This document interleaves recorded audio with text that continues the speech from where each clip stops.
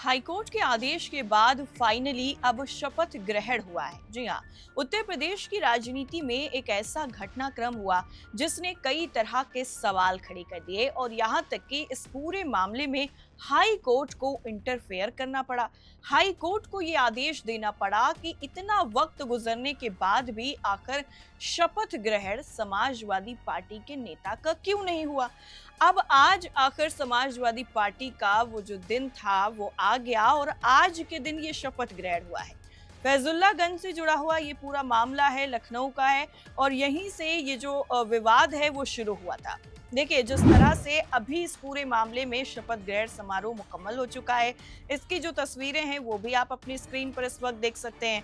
लेकिन इतना वक्त क्यों लग गया? आखिर ये मामला क्या था और ऐसा क्या हो गया जिसकी वजह से लखनऊ की मेयर की जो सारी शक्तियां थी उनको हाई कोर्ट ने फ्रीज कर दिया, उन पर पूरी तरह से रोक लगा दी। उसके बाद जाकर के ये शपथ ग्रहण हुआ है। सब कुछ आपको एक एक करके बताते हैं। देखिए, फैजुल्लागंज 3 वार्ड से निर्वाचित ललित किशोर तिवारी को पार्षद पद की शपथ अब हाईकोर्ट के आदेश के बाद दिलवा दी गई है। लखनऊ की मेयर सुषमा खरकवाल ने उन्हें विधिवत तरीके से शपथ दिलाई है। शपथ ग्रहण समारोह के दौरान समाजवादी पार्टी के कई पार्षद और समर्थक भी मौजूद रहे।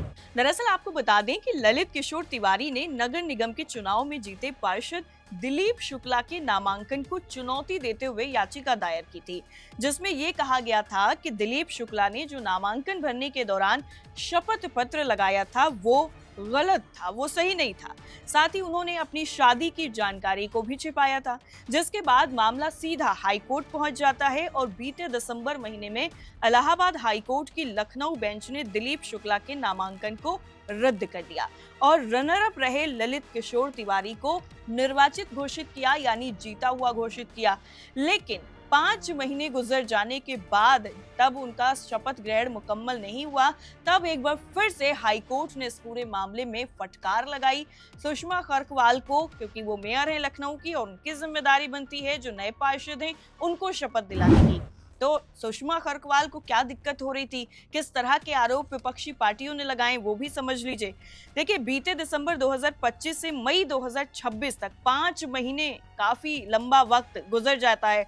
उसके बावजूद हाईकोर्ट के आदेश पर ललित किशोर तिवारी को शपथ नहीं दिलाई जाती है, जिसके बाद हाईकोर्ट में अपील दी गई तो हाईकोर्ट की लखनऊ बेंच ने जल्द शपथ दिलाने का आदेश देते हुए मेयर सुषमा खरकवाल के वित्तीय अधिकारों को सीज कर दिया। हालांकि इस संबंध में नवनिर्वाचित पार्षद ललित किशोर तिवारी का कहना है कि कोर्ट संविधान की रक्षक होती है। 5 महीने पहले निर्वाचित घोषित किया गया था लेकिन शपथ नहीं दिलाई गई, वो मेयर की मनमानी थी। वहीं जब देरी पर मेयर से सवाल किया गया तो दलील उन्होंने दी कि देश में तमाम उदाहरण ऐसे थे जब ऐसे मामलों में चुनाव को शून्य कर दिया गया। वहीं उन्होंने अपनी बीमारी और गर्मी का भी हवाला दिया कि इतनी ज्यादा गर्मी हो रही है, मेरी तबीयत नहीं ठीक थी, इस वजह से शपथ ग्रहण समारोह नहीं हो पा रहा था। हालांकि जब मेयर से दोबारा से सवाल मीडिया ने किया कि क्या चुनाव शून्य घोषित करने के लिए कोई प्रक्रिया शुरू की गई, इस पर उन्होंने नो कमेंट्स कह करके सवाल को टाल दिया। लेकिन जिस तरह से लखनऊ के अंदर ये बड़ा घटनाक्रम हुआ है, इस पर कहीं न कहीं विपक्ष को ये मौका जरूर मिल गया। हालांकि ये जो पूरा मामला हुआ है वो समाजवादी पार्टी वर्सेस बीजेपी के बीच में भी देखने को मिल रहा है, क्योंकि समाजवादी पार्टी की तरफ से अब ललित किशोर तिवारी ने शपथ ली है तो वो समाजवादी पार्टी के हैं और पहले जिनको जीता हुआ बताया गया था वो बीजेपी के बताए जा रहे हैं। ऐसे में अब ये बीजेपी और समाजवादी पार्टी के बीच में भी जो टकराव की स्थिति है वो कहीं ना कहीं बनती हुई नजर आई।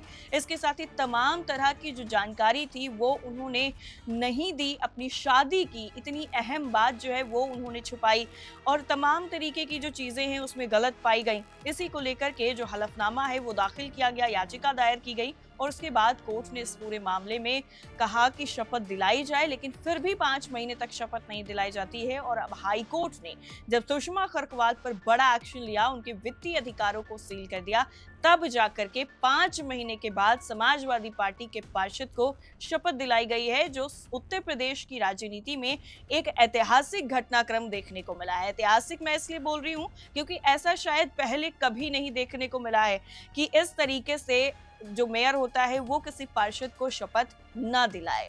इस पूरे मामले को लेकर के आपकी राय क्या है, हमें जरूर बताइए। फिलहाल के लिए इतना ही। नमस्कार।